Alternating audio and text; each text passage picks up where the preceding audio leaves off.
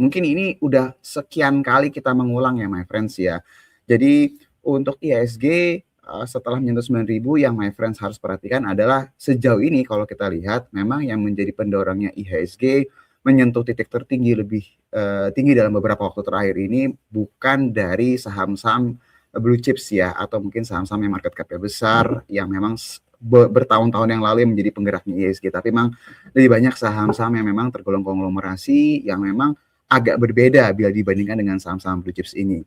Nah, kalau misalnya kita lihat kenaikan saat ini sangat terbuka sekali, mungkin sekali terjadi, IHSG itu bergerak dalam volatilitas sangat tinggi sekali ya, karena memang penggeraknya ini datang dari saham-saham konglomerasi. Nah, apa sih yang harus diperhatikan dalam beberapa waktu ke depan, selain dari sisi pergerakan dari sisi global, yang memang harus diperhatikan, ini ada dua hal, datangnya dari MSCI ya my friends. Yang pertama, untuk my friends yang baru nonton pada hari ini, jadi kita memang sering banget membahas mengenai masalah MSCI ini. Kenapa sering? Karena memang kita melihat impact-nya akan sangat-sangat besar sekali. Yang pertama itu adalah mengenai pengumuman penerapan regulasi free float yang baru nih my friends. Apakah akan dilaksanakan atau tidak, atau seperti apa, itu yang akan kita tunggu. Jadi kita beberapa waktu yang lalu membahas mengenai potensi penerapan regulasi untuk free float yang baru ini.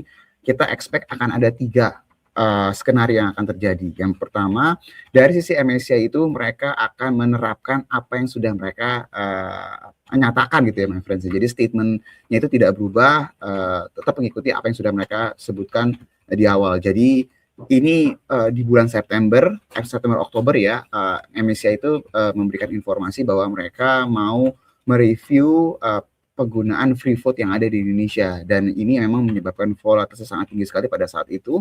Dan ini kita akan tahu outputnya akan seperti apa. Jadi apa akan dilakukan? Yang kedua dibatalkan, nggak jadi. Dan yang ketiga ada jalan tengah nih my friends. Jadi kira-kira apakah ada beberapa hal yang disesuaikan. Ini imbasnya akan besar atau tidak? Jawabannya sangat-sangat besar sekali. Jadi timetable-nya itu akhir Desember itu semua market participants diminta pendapatnya. Jadi sudah diterima ya ibaratnya, jadi sudah ditutup per 31 Desember kemarin. Nah, kapan informasi ini akan disampaikan? Jadi terakhir yang kita tahu mereka masih collecting semua pendapat dari semua market participants yang diminta pendapatnya. Estimasi akhir Januari ini kita akan dengar penerapannya akan seperti apa nih my friend. Jadi maksimal tanggal 31 Januari. Jadi ini pasti impact-nya akan sangat besar sekali. Apa yang akan mendapatkan impact paling besar?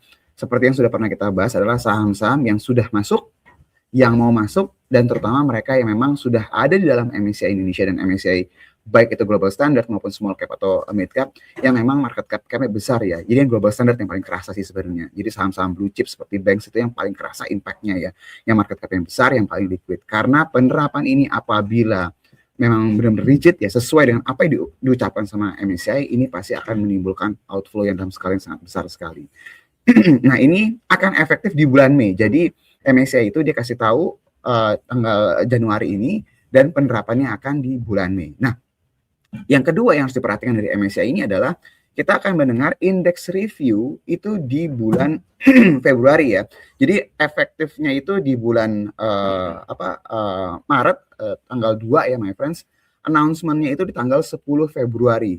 Jadi untuk rebalancing yang untuk Februari index review ini, kita akan dengar announcement-nya itu di tanggal 10 Februari, dan efektifnya itu akan di tanggal 2 Maret.